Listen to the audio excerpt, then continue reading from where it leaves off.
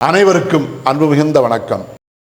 செல்வராமாயணம் என்னும் இலக்கண பாடல்களும் இலக்கிய சுவையும் கொண்ட புதிய ராமாயண காவியத்தை புனைய வைத்த என் இறைவன் ராமனை நன்றியுடன் வணங்கி மகிழ்கிறேன். செல்வராமாயணம் பருவம் 3 அயோத்தி பருவம், காலம் 8 பரதன் காலம். மர்மம் மிகுந்த விலங்கினை போன்ற உனக்கு மனித முகமும் அகமும் எதற்கு என்று பரதன் கைகேயிடம் கேட்டார். பாடல் எண் 872. தர்மவானாம் அசுவபதி தந்தை என்னும் சுகம் எதற்கோ, பர்வதமாய் உயரும் அந்த பண்பினரின் முகம் உனக்கோ, துர்க்குணம் உன் சிந்தை இந்த தூய நாடும் புகழ் எதற்கோ, மர்மமிகு விலங்குனக்கு மனித முகம் அகம் எதற்கோ.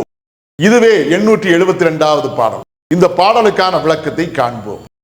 தர்மவானாம் அசுவபதி தந்தை என்னும் சுகம் எதற்கோ என்ற முதல் வரிக்கான விளக்கம். மிகவும் தர்ம சிந்தையே கொண்டவன், தர்மவான், பண்பாளன், நேர்மையாளன் என்றெல்லாம் போற்றப்பட்டு வரக்கூடிய உன்னுடைய தந்தையாகிய அசுவபதியின் பெயரை பயன்படுத்தி அவரே உன்னுடைய தந்தை என்று சொல்லுவதன் மூலம் நீ அடையக்கூடிய இன்பம் என்னும் மகிழ்ச்சி இனிமேலும் உனக்கு உரிமை உடையது அல்ல. ஏனென்றால் அவருடைய பெயரை சொல்லி அவருடைய மகள் நீ என்று சொல்வதற்கு உனக்கு என்ன தகுதி இருக்கிறது? பர்வதமாய் உயரும் அந்த பண்பினரின் முகம் உனக்கோ. பர்வதம் என்கிற உயர்ந்த மலையைப் போலவே பண்பினால் உயர்ந்து நிற்கக்கூடிய அந்த மேன்மையான பண்பு கொண்ட என்னுடைய பாட்டனார் அசுவபதியின் முகம் உனக்கும் வந்தடைந்திருக்கிறதே. அந்த முகத்தை பெறுவதற்கு உனக்கு என்ன தகுதி இருக்கிறது? என்னுடைய பாட்டனாரின் முகத்தை பெறுவதற்குரிய தகுதி உனக்கு இல்லை.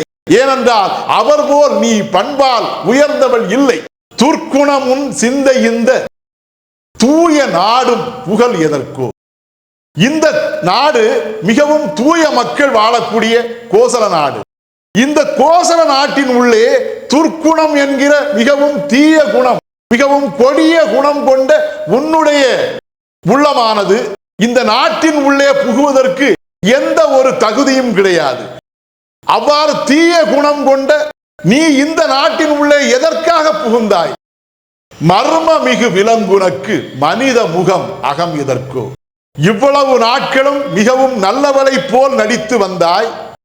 ஆனால் திடீரென மிகவும் கொடியவளாய் நீ வெளிப்பட்டுள்ளாய். ஆனால் எதற்காக நீ இவ்வளவு கொடிய குணங்களுடன் வெளிப்பட்டாய் என்பதற்கான காரணமும் எவருக்கும் புரியவில்லை. எல்லாமே மர்மமாக இருப்பதை போல் இருக்கிறது. உன்னுடைய செயல்பாடுகள் யாவும் மர்மம் மிகுந்த ஒரு விலங்கானது செயல்படுவதை போல, அந்த மர்மம் மிகுந்த விலங்கின் செயல்பாடு போலவே உன்னுடைய செயல்பாடுகள் யாவும் இருக்கின்றன. அவ்வாறு மர்மம் மிகுந்த விலங்கினை போலவே செயல்படக்கூடிய உனக்கு விலங்கின் முகம்தானே வந்திருக்க வேண்டும். அத்தகைய உனக்கு மனிதனுடைய முகமும் அகமும் எதற்காக வந்துள்ளது? அந்த மனிதனுடைய முகத்தையும் அகத்தையும் பெறுவதற்கும் கூட உனக்கு எந்த தகுதியும் இல்லை என்று பரதன் தன் தாயிடம் கூறினார். இதுவே 872வது பாடலுக்கான விளக்கம்.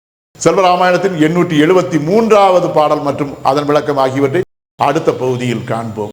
இறையருளால் அடியேன் இயற்றிய நல்லதோர் இலக்கியத்தையே செல்வராமாயண காவியமாக உங்களிடம் தொடர்ந்து வழங்கி வருகிறேன். உங்கள் அன்பையும் ஆதரவையும் தொடர்ந்து தந்து இந்த புதிய ராமாயண காவியத்தை அனைவரிடத்திலும் கொண்டு சேர்க்குமாறு உங்களை அன்போடு கேட்டுக்கொள்கிறேன். அனைவருக்கும் நன்றி, வணக்கம்.